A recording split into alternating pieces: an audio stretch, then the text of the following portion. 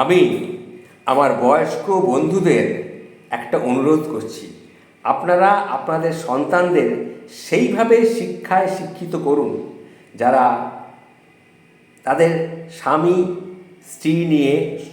স্ত্রী নিয়ে বাচ্চা নিয়ে সন্তান নিয়ে সুখে সংসার করছে, কিন্তু বাবা মায়ের প্রতি ততটা যত্নবান নন, অতটা খেয়ালও রাখেন না। এটা কিন্তু ঠিক নয়। এই যে কথাটি বললাম, কেন বললাম? তারা তাদের বাবা মার প্রতি একটু যাতে যত্নবান হতে পারে, এই ব্যাপারে একটা ঘটনা আপনার সামনে আমি তুলে ধরছি।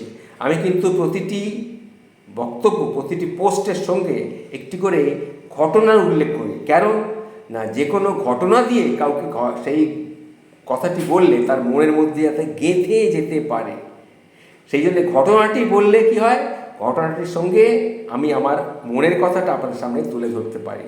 এটা আরও বেশি গ্রহণযোগ্যতা বাড়ে সেই ঘটনাটি। তাহলে শুনুন। একটি বৃদ্ধা ঠাকুমার শেষ ইচ্ছা কীরকম? ছেলে প্রায়ই তার স্ত্রী আর পুত্রকে নিয়ে বাইরে খেতে যায়, কিন্তু বৃদ্ধা মাকে ঘরের মধ্যে রেখে যায়। ছেলে মনে করে মা তো বুড়ো মানুষ, হোটেলে খেতে যাওয়ার ইচ্ছে নেই, তাই কোনো দিন সে মাকে বলেও না, মাও শুধু কিছু বলে না, তাকিয়ে তাকিয়ে দেখে ছেলে বউ তার নাতিকে নিয়ে চলে গেল খেতে, সে বাড়িতে রয়ে গেল। একদিন হঠাৎ তার যে নাতি বাচ্চা, সে একদিন বায়না ধরলো যে ঠাকুমাকেও আজকে আমাদের সঙ্গে খেতে নিয়ে যেতে হবে। তখন বাবা মা তারা কি করে, অনিচ্ছা সত্ত্বেও সেই বুড়ো মাকে সঙ্গে নিতে হলো। তারা গিয়ে একটা হোটেলে ঢুকলো। হোটেলে গিয়ে সেখানে খেতে বসেছে, তখন দেখে যে মায়ের খুশি আর ধরে না। নাতির সঙ্গে মিলে খুবই আনন্দের সঙ্গে চেটে পুটে সব কিছু খেলো।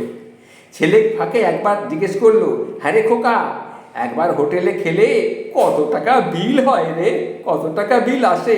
তখন ছেলে বলল, ওটা জেনে তোমার কি লাভ, ওটা তোমার খাওয়ার ওপর নির্ভর করে। ধরো এই আজকে যে বিলটা হয়েছে, খাওয়া যাওয়া হয়েছে, আমরা এই 4-5 জনে মিলে যে খেলাম, আমরা 3জন আর তুমি 4জনে মিলে যা খেলাম, এই ধরো 1200-1250 টাকা মতো বিল হবে। এই কথা ছেলে বলেছিল। এর কিছুদিন পর মা মৃত্যুশয্যায় একদিন ছেলের বৌমা আর নাতিকে ডাকলেন। ডেকে তাদেরকে বললেন, দেখো বাবারা, আলমারিতে একটা ছোট্ট বাক্স আছে, আমি মারা যাওয়ার পর সেটার মালিক কিন্তু হবে আমার এই দাদু ভাই, আর কেউ কিন্তু নয়। তিনি তার ছেলেকে বললেন, তার ছেলের বউকেও বললেন, আমার যে আলমারির মধ্যে একটা ছোট্ট বাক্স আছে, সেই বাক্সটার মালিক কিন্তু আমি মারা যাওয়ার পর মালিক হবে আমার এই দাদু ভাই। ঘরের সবাই কৌতূহল হয়ে বাক্সটা দেখলো। হ্যাঁ, বাক্সটা খুলল, দেখলো বেশ কিছু টাকা আছে আর একটা চিরকুট লেখা আছে।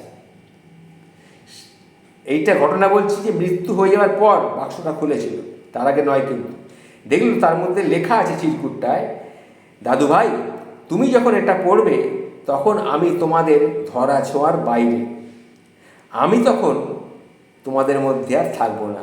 আমি তোমার জন্য কিছু টাকা আলাদা করে রেখেছি, তুমি যখন বড় হবে সেগুলো তোমার বৃদ্ধ বাবা মায়ের সেই টাকাগুলো দিয়ে সেবা করবে। আর তোমরা যদি নিজেরা কোথাও হোটেলে খেতে যাও, বৃদ্ধ বাবা কিংবা মাকেও তোমাদের সঙ্গে নিয়ে যাও। সে খেতে পারুক চাই না পারুক, আনন্দটা তো পাবে। ফাঁকে ফাঁকে তাদেরকেও বেড়াতে টেড়াতে নিয়ে যাও। মাঝে মধ্যে কোথাও বেড়াতে গেলে পার্কে, তাকে নিয়ে যেও বৃদ্ধ বাবা মাকে, আনন্দ করে খাবে। কারণ আমি বৃদ্ধ বয়সেও একদিন মনের আনন্দে তোমার সঙ্গে ঘুরতে পেরেছি, বাইরে খেতে পেরেছি, আমার খুবই ভালো লেগেছে। আমাকে যেমন তুমি আনন্দ দিয়েছ, তোমার বাবা মাকেও ঠিক সেই রকমই একটা আনন্দ দিও। মনে থাকবে তো বাবা?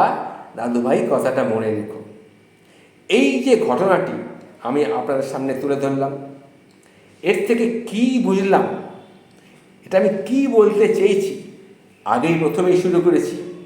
যারা বয়স্ক মানুষ আমার ভিডিওটা শুনছেন, তারা কিন্তু তাদের ছেলে মেয়েদের ঠিক এইভাবেই শিক্ষিত করে তুলুন।